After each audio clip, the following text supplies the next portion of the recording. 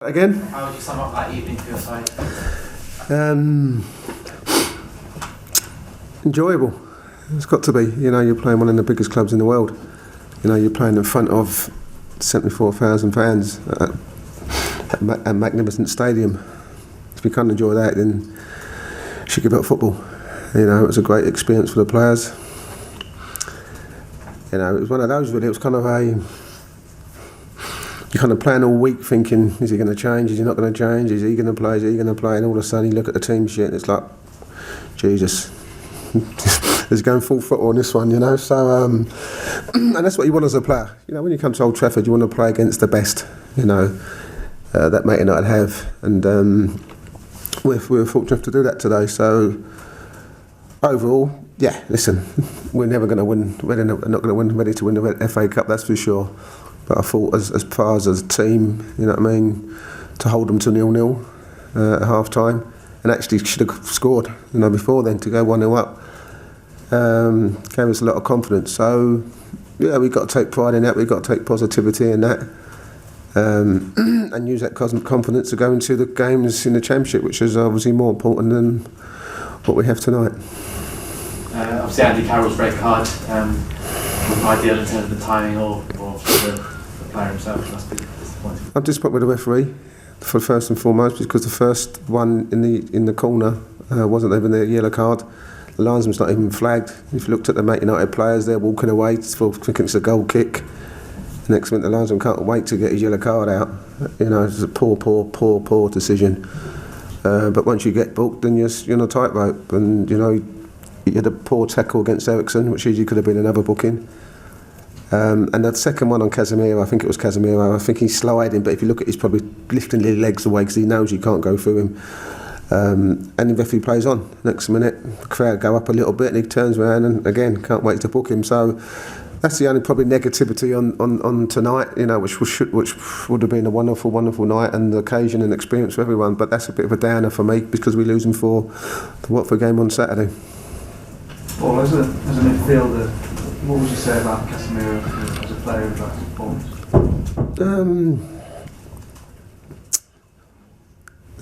Listen, you're not going to... Casemiro is a Champions League winner. You know what I mean? He's a fantastic player, he's a great player. You know, and it's irrelevant what he does against Reading Football Club. That matters. You're not based, when you play for Man Utd, you're not based on what you do against Reading or other teams or Leicester or Southampton, no disrespect. You base it on what you do against Man Utd and Arsenal and Liverpool and Chelsea and win titles. That's what you base it on. Okay, so that's the standard they got to have. That's what we had, you know what I mean? The likes of Keane and Robson and people like that. You base it against the best teams, you know, but so as much as he scores against us, it doesn't mean anything to me as a midfield player because that's not important. It's not important to me at all. It's important that you've got someone like that who can go against the big guns and perform the way he did today. That's how you judge a Man Utd player, not on what happened today. You've seen a lot of United, obviously, you were pundit as well. So you've seen where they were and where they're going, or seem to be heading to. Clearly got a lot of affinity for the place. You could see that in the way when you walked out and seen the Carroll.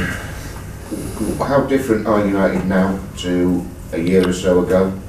Listen, I'll tell you what, you know, and there's no disrespect, but I just felt if we'd have played United a year ago, we'd have come here thinking you've got a right good chance of beating them. I actually felt that because I felt United had lost their presence. You know, I felt teams were coming to Old Trafford thinking that they can get something, as Burnley did and Villa did. But I think under Ten Hag in such a short space of time, he's lifted the whole the club. You know what I mean? You can see now there's a.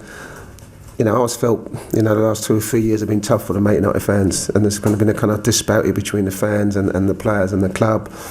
And it looks to me that Ten Hag's actually starting to bridge that gap, and you know you can see that today. You know, the fans are buying into what's going on at the club. Yes, it's going to take time, but they are starting to get a presence about them. You know, and that's important because if you go back to the Fergie years, that's what it was, having the presence and the quality of players.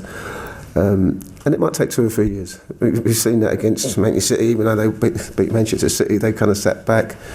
You know, we wouldn't have done it in our time, but they're not quite there yet. But he seems to really got the club in the right position that it should be to go forward, and it's his way. It looks like he's doing all the things. There's no stuff coming out about players this, players that, fragmentation in the change room. They all look like they're all pulling together, and that's really important. So I'm pleased. I'm really pleased as a Man Utd player to see, hopefully the future looking bright. Well, the last manager they had who did anything like that was Fergie, wasn't it? No disrespect to the others.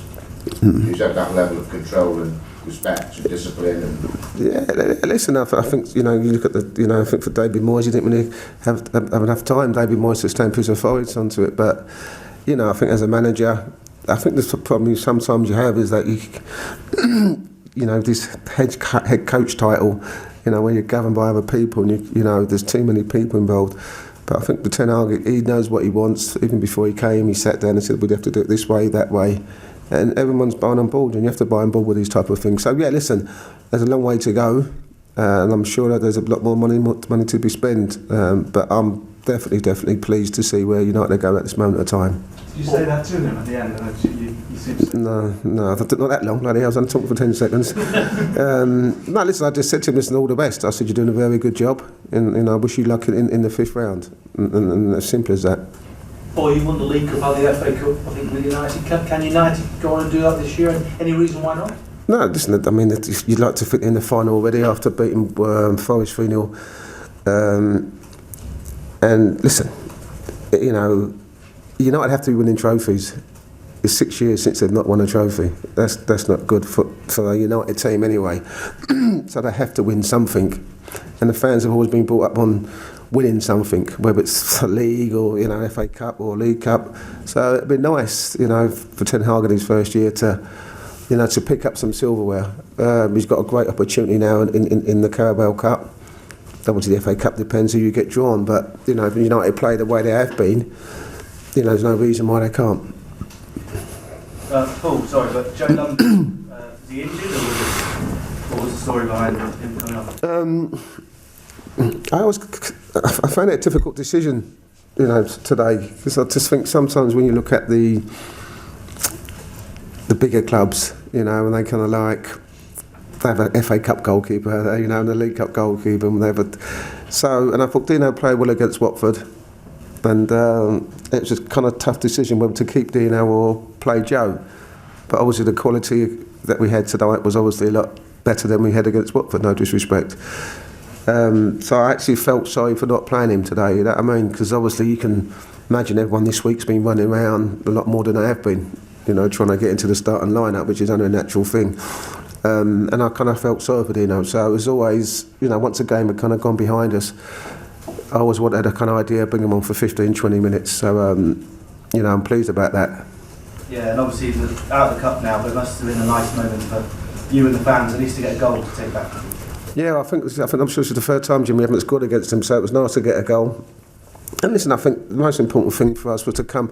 We know the Reading fans have, come up here on a Saturday night at 8 o'clock, and they've got to get back home, so it was important that we didn't come here and embarrass ourselves, embarrass the fans, and, there was no expectation from us, but at least the fans, managed to get a song that we've scored a goal, which is always nice. It's always nice, and but listen, we have to take all that now on board, the fans, the togetherness, the unity, the positivity of tonight, and take it into the next 18 games of the Championship, because ultimately our priority is not to win the FA Cup, it's to stay in this league, and if we keep performing like that, we'd be okay.